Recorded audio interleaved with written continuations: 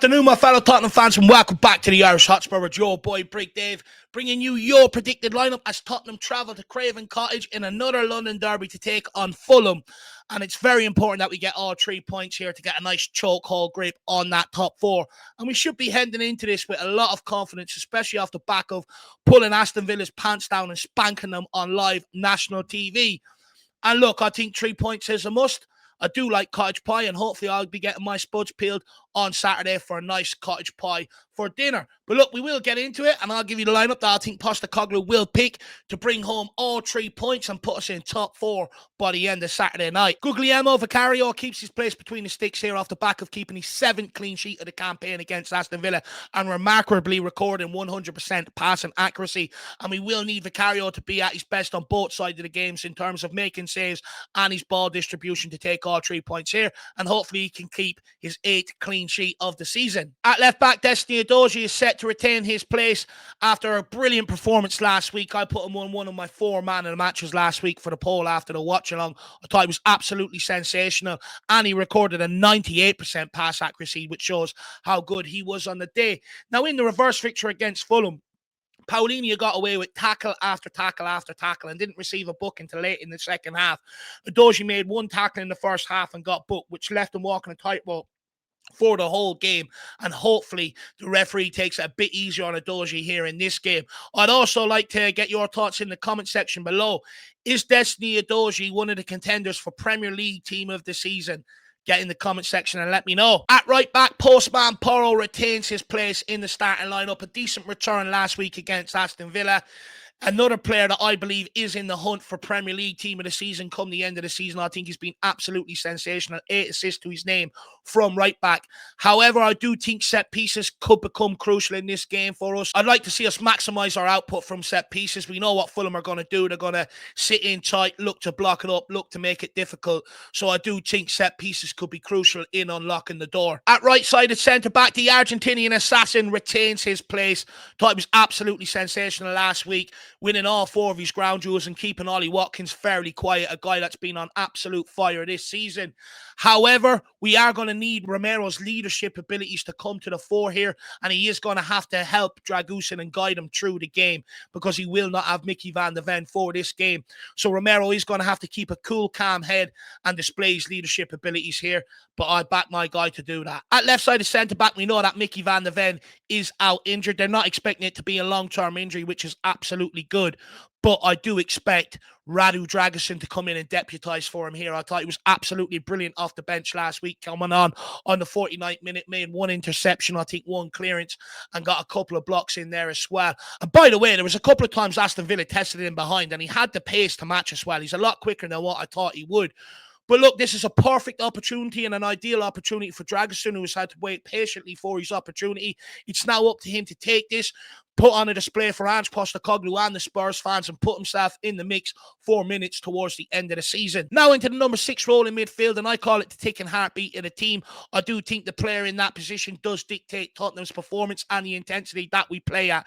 And I think Yves Bissouma was absolutely sensational last week. 108 touches of the ball, only gave away possession 3 times, which is very rare for him. And that will be Yves Bissouma, who I thought was absolutely sensational last week. 108 touches of the ball. But what I was impressed with, every time he got the ball, he got turned and played forward, which I do think set the tempo and set the standard for Tottenham in that game against Aston Villa. Absolutely brilliant display from Yves Bissouma. I'd also add, I think he is making us a bit more stable as well. He seems to be a bit more switched on defensively, getting across, making some tackles, which leaves us less exposed on the counter-attack. And last thing I would say on Bissouma is there was a clear dip in form after he's sending off against Luton from where he was at the first 10 games of the campaign. However, I do think over the last couple of games, we are seeing Yves Bissouma getting back to his very best here, and long may it continue. If he can have an outstanding end to the campaign, I think Tottenham will also have an outstanding end to the campaign.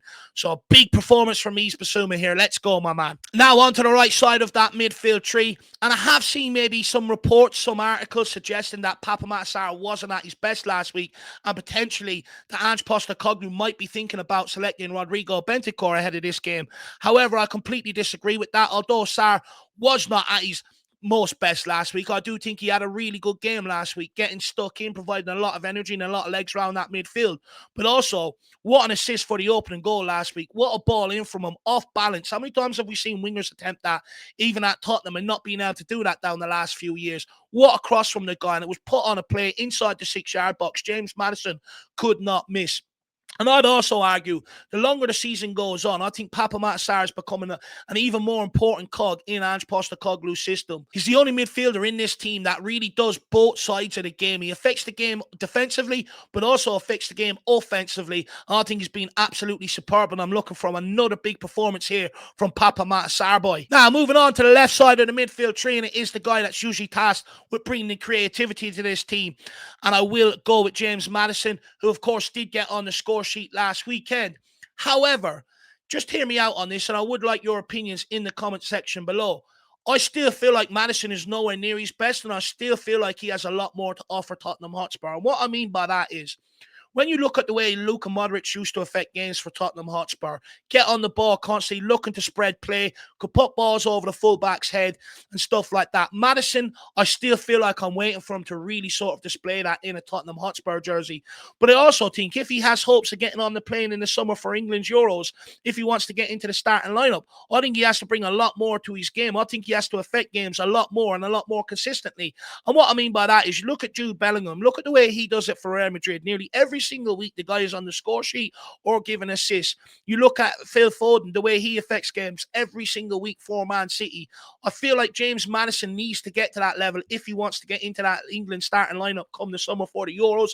And hopefully he responds to maybe my suggestion here, brings that part to his game and gets on that plane. Because I do think Maddison is a very, very good player. However, I do think he goes hiding in games for long periods and then steps up with the odd moment. And I would like to see a lot more consistency in his game.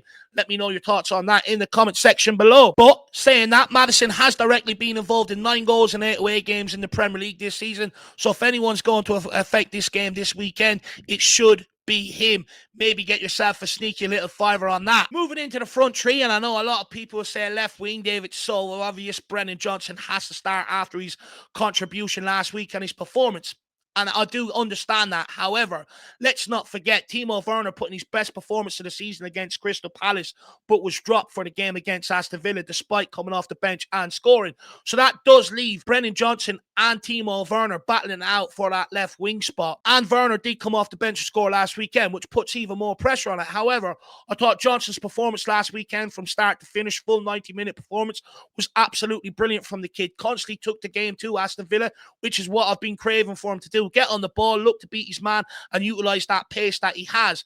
Of course, coming out with a goal as well to his name, and that's off the back of an impact off the bench against Crystal Palace the week before. So I would like to see Brennan Johnson retain his place here. I do think the kid deserves it.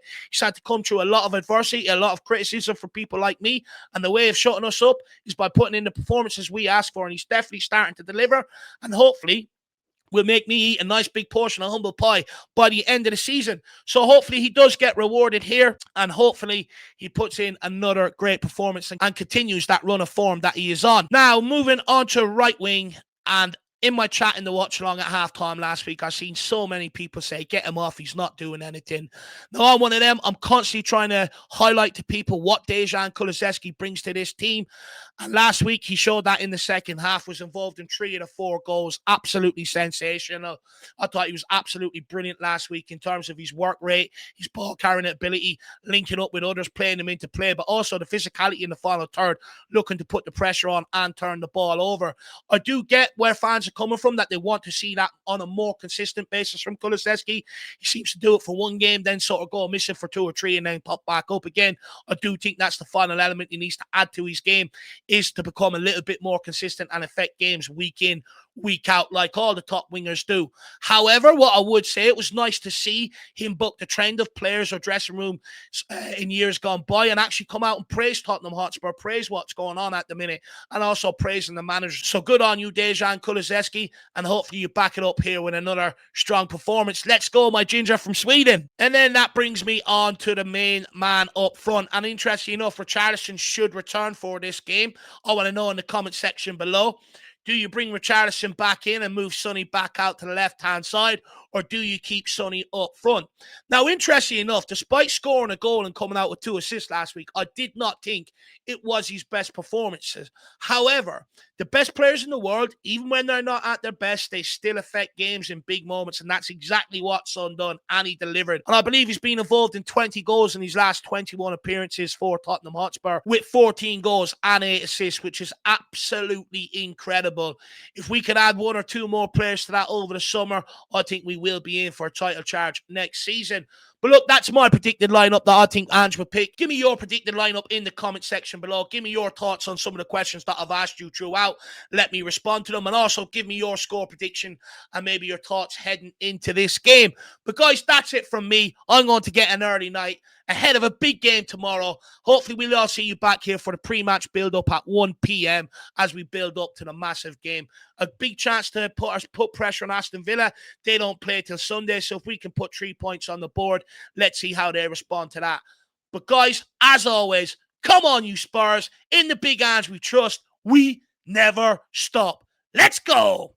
Mwah!